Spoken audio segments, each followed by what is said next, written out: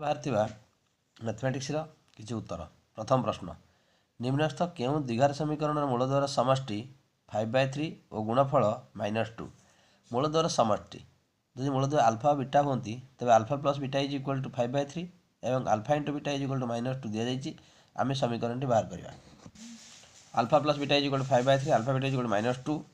ତ ସମୀକରଣ ସୂତ୍ର ହେଲା x² - alpha plus beta whole into x plus alpha beta, that means x² minus 5/3 whole into x -2 is equal to 0। ताको solve कले हम पाइबा 3x² - 5x - 6 is equal to 0। The option C is the correct answer. Examination शब्दरू गोटे अक्षर ए बाछिबार संभाव्यता केते? ए देखो ये ए 2 थर अच्छी एवं समस्त अक्षर गणित बेलू 11 थर होची, तो ये करेक्ट आंसर है 2/11। क्यों उक्ति मिथ्या? एक वृत्तांत लिखित ट्रापिजियमर कर्णद्वय सर्वसम, क्षुद्र चापरे अंतर्लिखित कोण एक सूक्ष्म कोण, ए उक्ति मिथ्या। क्षुद्र चापरे अंतर्लिखित कोण एक सूक्ष्म कोण केबे हुए नहीं। 4 नंबर प्रश्न, एक कोण उच्चता यार वक्र उच्चतार अधा, कोणटर व्यासार्ध 5√3 सेंटीमीटर हेले यार वक्र पृष्ठतल क्षेत्रफल केते वर्ग सेंटीमीटर हम? देख एठारे h is equal to l/2, r is equal to 5√3, l² is equal to h² plus r²। So l² is equal to h जगह पकईदे l/2, l²/4 प्लस 75। एक आम समाधान करदे आम पाई l is equal to 10 centimetre.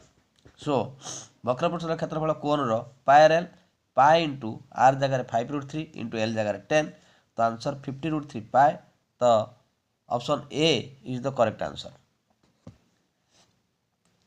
x plus ky plus 5 is equal to 0, 2x plus 4y plus 1 is equal to 0। सह समीकरण द्वय के क्यों मान पाई अनन्य समाधान रहिबो?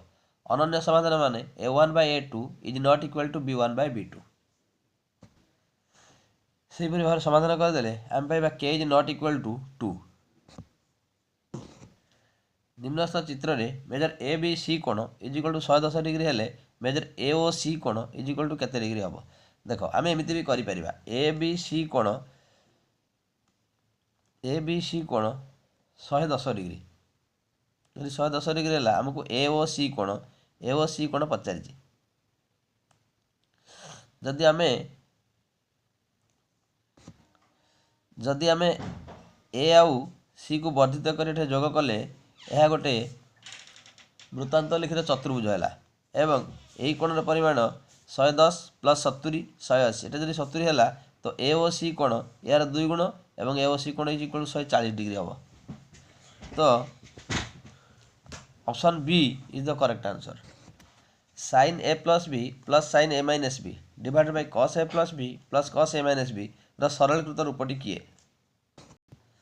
sin a plus B formula पकईदे sin a into cos b plus cos a into sin b plus sin into cos b minus cos a into sin b। एक काटिदेवा cos a into sin b कटिगला, ये होगा 2 sin a into cos b divided by थिला तार formula पकईदे cos a into cos b plus sin a into sin b plus cos a into cos b plus sin a into sin b। ये कटिगला तो रहीगला 2 cos a into cos b, 2 कटिगला और cos b कटिगला, sin a by cos a answer पाईगला आम tan a।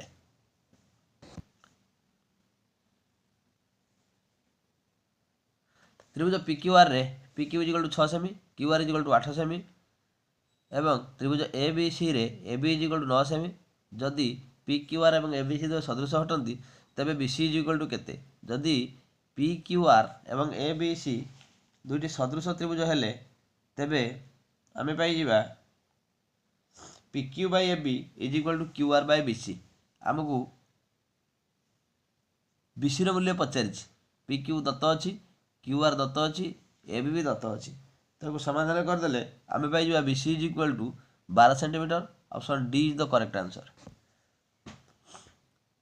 गोटे वृत्तर व्यासार्ध 4 सेंटीमीटर यार दुईटी समांतर स्पर्शक मध्य व्यवधान केते सेंटीमीटर हम?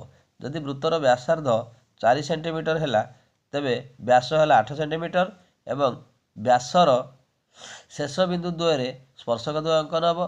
तेणु समांतर स्पर्शक द्वय मध्य व्यवधान से 8 सेंटीमीटर, अर्थात option D is the correct answer. गोटे त्रिभुजर शीर्ष बिंदुर स्थानांक 3, -1 -3,4 6y-3 ହେଲେ ଭରକେନ୍ଦ୍ର ସ୍ଥାନାଙ୍କର ଫର୍ମୁଲା ହେଲା x is equal two x1 + x2 + x3/3 y is equal two y1 + y2 + y3/3। ତ ଏକୁ ସମାଧାନ କଲେ ଆମେ ପାଇବା 2,0। ତ option C is the correct answer.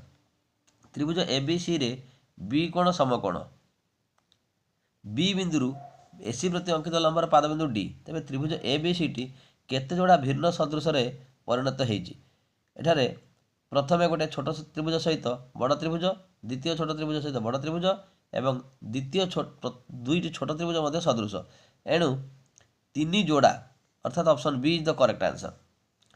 ଏକ ଉପାଦାନ ବିଶିଷ୍ଟ ଘଟଣାକୁ କ'ଣ କୁହାଯାଏ? ମୌଳିକ ଘଟଣା।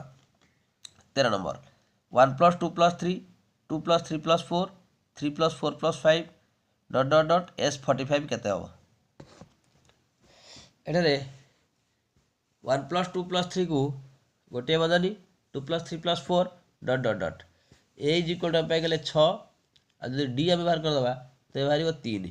ଏବେ ଏଠାରେ 45ଟି ଟର୍ମ S45 ଲେଖା ହେଇଥିଲା ଏବଂ ଏକୁ ଗ୍ରୁପିଂ କଲେ 3ଟି ପଦ ଗୋଟିଏ ଗ୍ରୁପକୁ ଯାଉଛି। So 45 / 3 is equal to 15। ତ S15 ଆମେ ବାହାର କରିଦେଲେ 15/2 whole into 2 × 6 + 15 - 1 whole into D।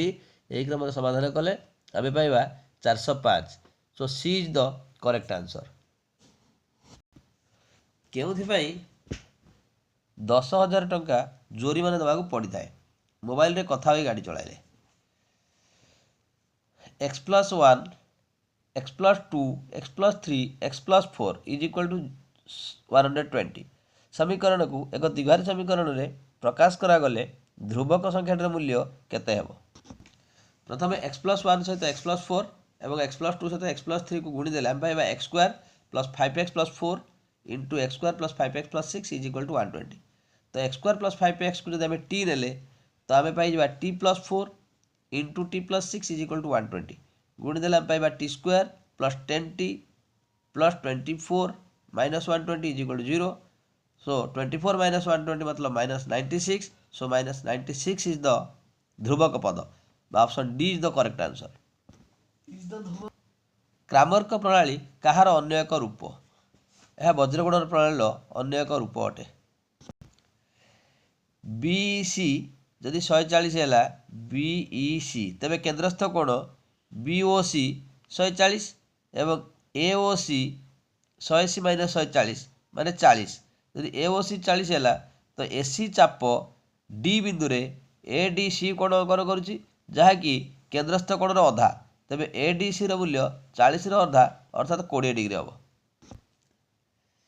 त्रिभुज एबीसी रे बी कोण समकोण हेले sin a + c - cos a + c मान केते? जदि बी कोण 90 डिग्री है तेरे ए कोण आ सी कोण मिसी 90 हम। तो sin 90 - cos 90 sin 90 मूल्य 1 1 - 0 इज इक्वल टू 1 मैंने option D is the correct answer. क्यों उक्ति मिथ्या? 15 ରୁ 85 पर्यंत गणसंख्या मान समष्टि संख्या गणसंख्या मान संख्या 70 ये उक्ति मिथ्या अटे। आज ये प्रश्न समाधान करागला पुणी आउ किछि प्रश्न समाधान पर दिया जिवो।